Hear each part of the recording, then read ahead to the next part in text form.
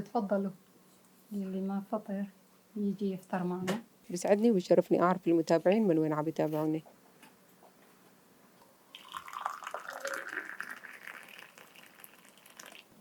بصلتين خليناهم مع زيت الزيتون، وهلا بدنا نحط لهم دبس فليفلة. كان هي بيرجع على حسب بطار العيلة وعلى حسب كمية العجين. في عندي 3 ملاعق كبار تقريبا هون، ملعقة كبيرة سمسم محمص، نص ملعقة صغيرة حبة بركة، حيطه معه سمسم أبيض كمان، نص ملعقة كبيرة كزبرة، ربع ملعقة كبيرة كمون، ملعقة كبيرة نعناع مجفف، نص ملعقة كبيرة أوريجانو. هلا بدنا نحط زيت الزيتون ويعني نعدل القوام.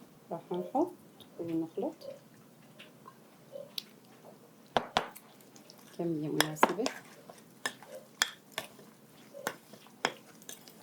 والله هاي الحشوة إذا بقيت معنا فينا نحطها بالثلاجة ما بصير ولا شي، يومين 3 4 ما بصير شي. كمان بده زيت.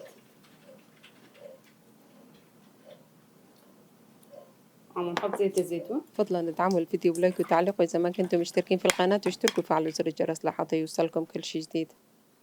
كافي.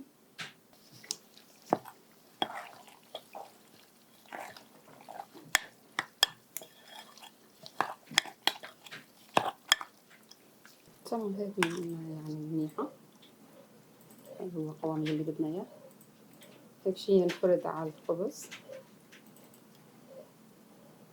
هون في عنا زعتر وزيت، زيت الزيتون طبعا، وفي عنا جبنة كمان. أي نوعية فينا نستخدمه. أنا هون في عندي جبنة التوست. بالنسبة للعجينة، العجينة أنا خمرتها وجاهزة معنا. كوبين مي، ملعقتين كبار خميرة فورية، ملعقتين كبار سكر، كوب لبن يوغورت أو زبادي، نص كوب زيت الزيتون، و6 كوب ونص تقريبا طحين، وملعقة صغيرة ملح. أهم شي بالعجينة يعني تاخد راحتها وتختمر منيح. بس نعمل هذا الحجم تقريبا حجم البيضة.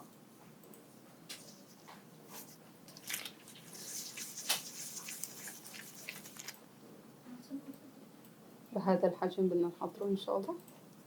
والله بالنسبة للحجم على طول اختياري، الواحد بيكبر بيصغر على حسب رغبته، على حسب حجم الطواية. فينا نعملهم كبار يعني.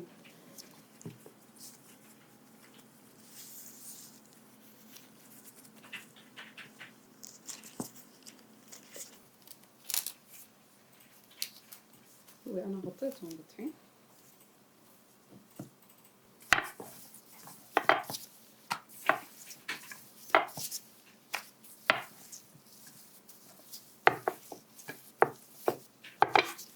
خلص هذا السمك منيح.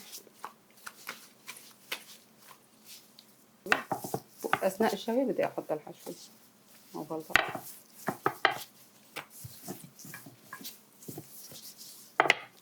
شايفين العجينة إذا ياخذ راحتها بتنفرد بكل سهولة، ما بترجع تنكمش يعني.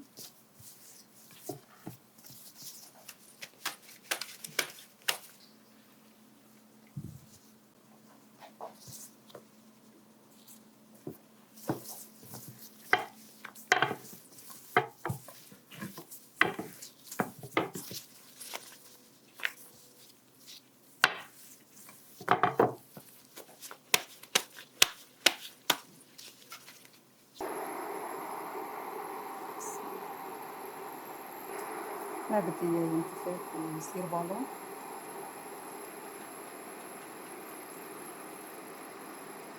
عم بعمل له هاي الحركة مشان ما يعني الخبزة تنتفخ وتصير بالون.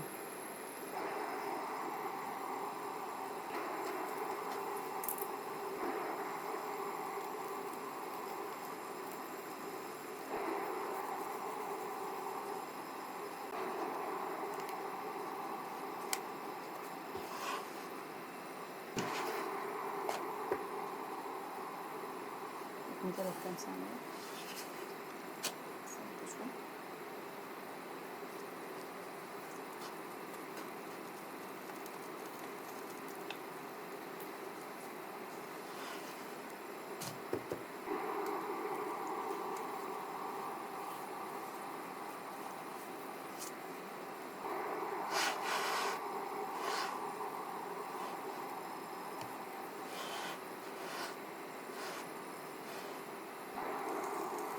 بسيط.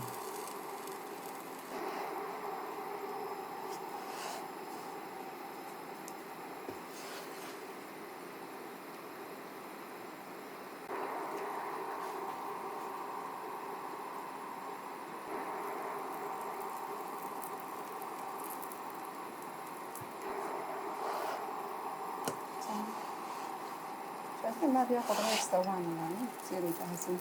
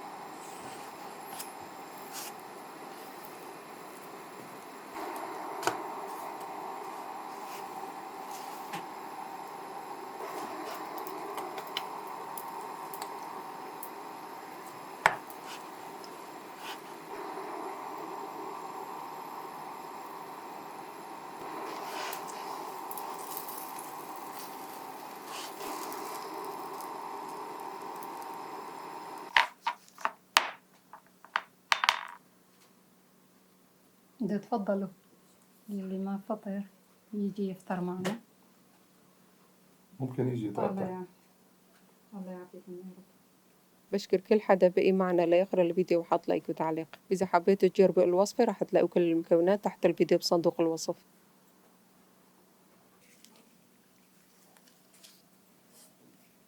ترى يا أوفا هات كأني